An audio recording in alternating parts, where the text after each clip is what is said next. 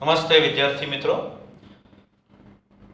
ધોરણ 11 કોમર્સ વિષય અર્થશાસ્ત્રમાં પહેલા પાઠમાં જે છે એ આપણે એ વાત ચાલુ કરેલી હતી. હવે એમાં લેક્ચર 1 અર્થશાસ્ત્રનો અર્થ, એનો ઉદ્ભવ, એનો વિકાસ, આ બધા વિશે આપણે વાત પૂરી કરી. લેક્ચર 2 પણ આપણે એ પૂરો કર્યો. એમાં આપણે છેલ્લે એકમલક્ષી અને સમગ્રલક્ષી અર્થશાસ્ત્ર જે છે એ કોને કહેવાય એ વાત છેલ્લે આપણે પૂરી કરી. અત્યારે આપણે એ ત્રીજા લેક્ચરમાં એ મહત્વની જે બાબત છે એ આપણે લેવાની છે, જે પરીક્ષાની દ્રષ્ટિએ પણ ખૂબ જ અગત્યની કહી શકાય. જેમાં એક આકૃતિ, ત્યાર પછી એક આંકડાકીય માહિતીનું મહત્વ અને ત્યાર પછી આંકડાકીય માહિતીને આલેખમાં કે આકૃતિમાં રજૂ કરતી વખતે ધ્યાનમાં રાખવા જેવી બાબતો, એટલી બાબતો છે એ આપણે જોવાની છે. જોઈએ, આર્થિક માહિતીની રજૂઆત 3 રીતે થઈ શકે. સૌથી પહેલા તો આર્થિક માહિતીની રજૂઆત 3 રીતે થઈ શકે. એમાં એક ભાષા દ્વારા, એટલે કે વર્ણનાત્મક રીતે, જે અત્યારે આપણે વર્ણન કરીએ છીએ, બોલીએ તે, એક આંકડાઓ દ્વારા અને એક આકૃતિ દ્વારા. હવે એમાં અત્યારે આપણે આકૃતિ દ્વારા જે છે એ આપણે એની રજૂઆત આર્થિક માહિતીની કઈ રીતે કરી શકાય એ અત્યારે આપણે જોઈએ. પાઠ્યપુસ્તકમાં તમને આકૃતિ આપેલી છે, એક અનુસૂચિ આપી છે. આ કોષ્ટકને અનુસૂચિ કહેવામાં આવે છે. અનુસૂચિને આધારે જ આકૃતિ દોરવામાં આવે છે કે આલેખ દોરવામાં આવે છે. આલેખ કે આકૃતિ દોરતી વખતે આપણે અનુસૂચિને ધ્યાનમાં લેવાની હોય છે, બરાબર? તો જોઈએ, સૌથી પહેલા તો એ અનુસૂચિમાં કિંમત અને માંગ, આપણે કિંમત અને માંગ વચ્ચેનો જે સંબંધ છે એની આકૃતિ આપેલી છે. તો કિંમત રૂપિયામાં, માંગ એકમમાં. કિંમત જ્યારે 20 રૂપિયા છે ત્યારે માંગ 20 રૂપિયા, 20 એકમ. કિંમત જ્યારે 20 થી ઘટીને 15 થઈ ત્યારે માંગ 40 થઈ. કિંમત ઘટતી ગઈ 10 થઈ ત્યારે માંગ વધતી ગઈ 40 ની 60 થઈ ગઈ. કિંમત ઘટીને 5 રૂપિયા થઈ ગઈ ત્યારે માંગ વધીને થઈ ગઈ 80. એટલે આપણે જોઈએ તો આના એ અનુસૂચિને આધારે આપણે એક આકૃતિ દોરવાની છે. કિંમત જે છે તો એને આપણે એ રૂપિયામાં દર્શાવેલું છે અને એ y ધરી ઉપર આપણે આપેલું છે, અને માંગ જે એકમ છે એ x ધરી ઉપર આપેલું છે. હવે એ બે બાબત એ ખાસ એ જોઈ લઈએ. x જે અક્ષ એ માંગ એકમ અને y જે છે એમાં કિંમત. પ્રમાણમાપ જે છે તો કે x અક્ષ છે એ 2 સેમી બરાબર 20 એકમ, 20, 40, 60, 80, 100 એ રીતનું લીધેલું છે. અને y અક્ષમાં જે છે તો કે 1 સેન્ટીમીટર બરાબર 5 રૂપિયા, 5 રૂપિયાના ડિફરન્સ થી લીધેલો છે. આપણે 5, 10, 15, 20, 25 એ રીતો હોય છે. બેમાં ગેપ એક સરખો જ હોય છે. હવે આપણે અનુસૂચિ મુજબ ખાલી મૂકવાના છે આંકડા. તો કે કિંમત રૂપિયા જ્યારે 20 હોય, કિંમત રૂપિયા 20, ત્યારે માંગ પણ કેટલી છે? 20. તો કિંમત જ્યારે આપણે 20 તો એના બદલામાં માંગ પણ કેટલી છે? 20. તો એક અહીંયા આપણે એક બિંદુ મળ્યું, બિંદુ મેળવવાના છે. પછી કિંમત રૂપિયા 15 હોય, કિંમત રૂપિયા 15, ત્યારે માંગ છે એ કેટલી વધી? 40. તો કે કિંમત અહીંયા 15 અને માંગ જે છે એ 40. અહીંયા આપણને બીજું બિંદુ મળ્યું. આ આપણે સમજવા અને સરળતા માટે છે, આ નો દોરો તો પણ ચાલશે. ત્યાર પછી 10 રૂપિયા કિંમત અને માંગ છે 60. આ 10 રૂપિયા કિંમત અને માંગ છે 60. અને 5 રૂપિયા જ્યારે કિંમત છે ત્યારે માંગ વધીને કેટલી થઈ ગઈ? 80.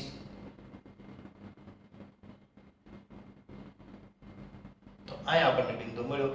આ બધા બિંદુને એક રેખા સાથે આપણે જોડી દઈએ તો આ જે છે એ રેખાને આપણે માંગ રેખા કહીએ છીએ, જેને ડિમાન્ડ કર્વ એવું કહેવાય છે. ટૂંકમાં એને ડીડી તરીકે આપણે ઓળખીએ છીએ.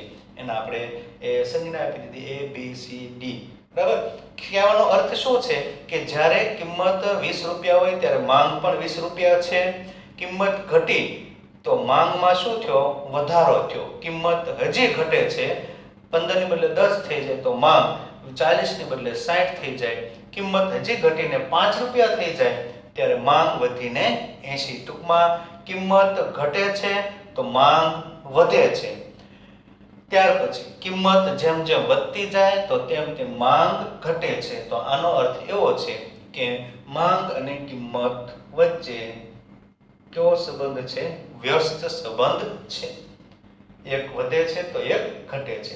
આવું આપણને આકૃતિમાં જાણવા મળે છે. હવે બીજી બાબત, આંકડાકીય માહિતીનું મહત્વ શું છે? પરીક્ષામાં આપણને આવું પૂછાય છે. તો કે સિદ્ધાંતોની આધારભૂતતામાં વધારો. સિદ્ધાંતો, આપણી પાસે જે માહિતી છે એ આધારભૂત હોવી જોઈએ અને એ સિદ્ધાંતો જે સાચા તો જ સાબિત થાય જ્યારે આપણી પાસે એનો આધાર પુરાવો, આપણી પાસે જે માહિતી છે એ સાચી હોય તો જ આંકડાકીય માહિતી જે છે એ સાચી મળે અને તો જ આપણે યોગ્ય નિર્ણય લઈ શકીએ. દશા અને દિશાના વલણો જાણવા માટે આંકડાકીય માહિતી જે છે એનું મહત્વ શું? તો કે દશા અને દિશાના વલણો જાણવા માટે. દેશ કઈ તરફ આગળ વધી રહ્યો છે? રાષ્ટ્રીય આવકમાં વધારો થઈ રહ્યો છે કે ઘટાડો? ગરીબી, બેરોજગારી, કઈ બાજુ એ કઈ દિશા તરફ દેશ આગળ વધી રહ્યો છે એ બાબત આપણને એ આંકડાકીય માહિતી હોય તો આપણને જાણવા મળે છે. એટલે કે એનો મહત્વનો મુદ્દો. ત્રીજો છે તુલનાત્મક અભ્યાસ માટે. તુલના એટલે શું? તો કે તુલના એટલે સરખામણી. કોઈ પણ બાબતની જ્યારે સરખામણી કરવી હોય ત્યારે આપણી પાસેની માહિતી ઓછામાં ઓછી બે હોવી જોઈએ. બે વ્યક્તિની સરખામણી કરીએ, તુલના, બે દેશોની સરખામણી કરીએ, બે વર્ષની સરખામણી કરીએ, પહેલી અને બીજી પરીક્ષાની સરખામણી કરીએ, એટલે આપણી પાસે ટૂંકમાં એ બે માહિતી હોય ત્યારે એની સરખામણી થાય છે કે ગયા વર્ષે જે છે તો કે ગરીબી, બેરોજગારીનો એ દર આવો હતો, છેલ્લા 10 વર્ષમાં જે છે એ એટલો થયો.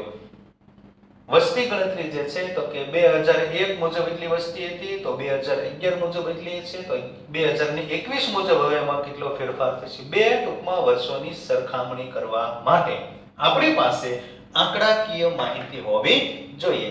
એના આધારે જ આપણે તુલના એટલે કે સરખામણી કરી શકીએ છીએ.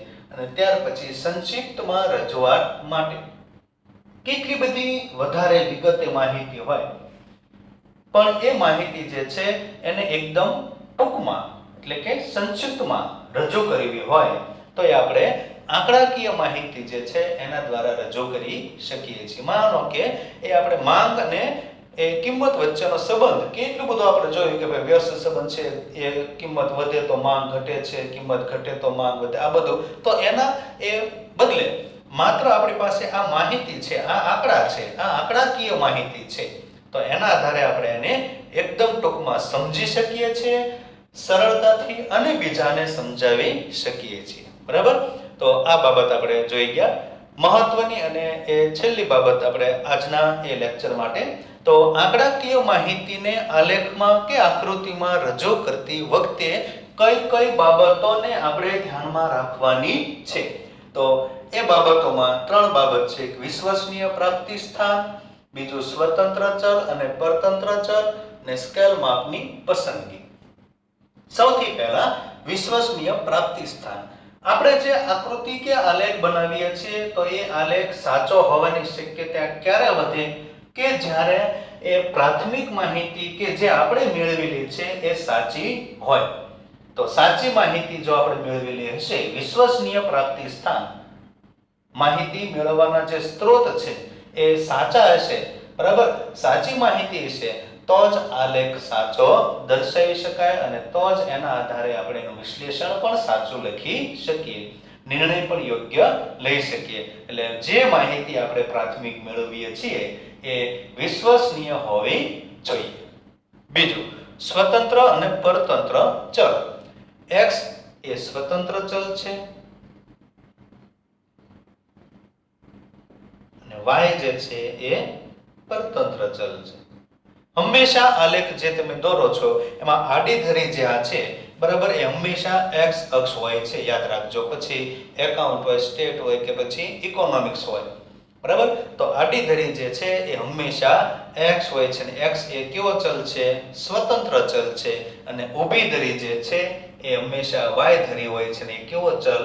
પરતંત્ર ચલ હોય છે.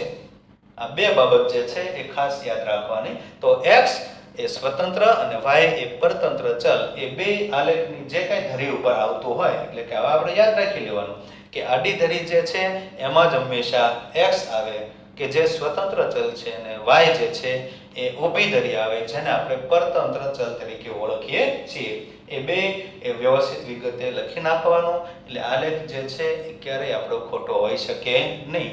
જો આલેખ ખોટો ન હોય તો વિશ્લેષણ પણ ખોટું હોઈ શકે જ નહીં. ત્રીજી મહત્વની બાબત સ્કેલ માપની પસંદગી. સ્કેલ માપ પ્રમાણે આલેખ સપ્રમાણ હોવો જોઈએ. આલેખ અતિશય નાનો કે અતિશય મોટો ન હોવો જોઈએ. એનું પ્રમાણ માપ જે છે એ નક્કી હોવું જોઈએ. એટલે કે જે આપણે લીધેલું છે આપણી પાસે માનો કે માહિતી જે છે અહીંયા આપણે જોઈએ તો કે ભાઈ નાનામાં નાની માહિતી 20 છે અને મોટા મોટી માહિતી 80 છે. આપણે પહેલા એ અનુસૂચિમાં જોવાનું ગમે આલેખ દોરીએ ત્યારે તો નાનામાં નાની માહિતી છે એનો સમાવેશ થઈ જાય અને મોટી માહિતી એમાં ભેગી આવી જાય એવું આપણે માનો કે અહીંયા 5 10 15 20 25 એવું લીધું છે. અહીંયા 20 40 60 80 અને 100 લીધું છે કે જેમાં 20 નો અને 80 નો સમાવેશ થઈ ગયો છે. આયા પછી આપણે 5 10 15 20 25 30 35 40 50 એમ લીધું હોય તો આલેખ અતિશય મોટો થઈ ગયો. બરાબર ન કહેવાય. આયા પણ આપણે તો કે 1 2 3 4 5 એમ લીધું હોય તો પણ એ બહુ વધી જાય. તો સપ્રમાણ આલેખ આ x ધરી અને y ધરી સપ્રમાણ હોય એવા પ્રકારના આંકડા લેવાના છે. હંમેશા પૂર્ણાંકમાં જ લેવાના કે ભાઈ આયા પણ આપણે લીધું હોય કે 10 20 30 40 50 60 70 80 તો પણ ચાલે પણ 10.5 13.5 એવું રીતનું ન લઈ શકાય. એટલે કે સ્કેલ માપ જે છે એની પસંદગી યોગ્ય હોવી જોઈએ. બને ત્યાં સુધી x ધરી અને y ધરી છે એ બે સમાન હોય એવા પ્રકારના જે કાંઈ સ્કેલ માપ નક્કી કરવા જોઈએ. આપણે આ સ્કેલ માપ નક્કી કર્યા છે તો કે ભાઈ 5 x y જે છે એમાં 5 એટલે કે 5 5 નો સમય આપણે ગાળો રાખશું. 5 પછી 10 15 અને 20 ને 25. જ્યારે x માં આપણે એ બે એકમ વચ્ચે 20 નો ગાળો રાખ્યો છે તફાવત તો કે 20 40 60 અને 80. તો આ રીતે જે છે એ સ્કેલ માપની યોગ્ય પસંદગી કરેલી હોય તો આલેખ હંમેશા સાચો હશે. આલેખ સાચો હોય તો એનું વિશ્લેષણ પણ સાચો હોવાની શક્યતા વધી જાય છે. બરાબર વિદ્યાર્થીઓ તો આપણે જે છે એ આંકડાકીય માહિતીનું મહત્વ 4 બાબતો યાદ રાખજો અને આંકડાકીય માહિતીને આલેખને આકૃતિમાં રજૂ કરતી વખતે ધ્યાનમાં રાખવા જેવી 3 બાબતો ખાસ એ ધ્યાનમાં રાખજો. બરાબર આ વિડિયો લેક્ચરમાં આપણે અહીંયા સુધી રાખીએ. હવે પછીનો જે એ લેક્ચર આવશે બરાબર 4 તો એમાં એ વૃત્તાંશ આકૃતિ પાસ પાસેની સ્તંભ આકૃતિ અને સામયિક શ્રેણીનો આલેખ અને ખાલી સ્તંભ આકૃતિનો જે કંઈ આલેખ છે એ બાબત આપણે બધી આકૃતિ વિશેનો વિડિયો એ હવે આપણે નેક્સ્ટ ટાઈમ મળીએ ત્યારે આપણને મળશે. ઓકે.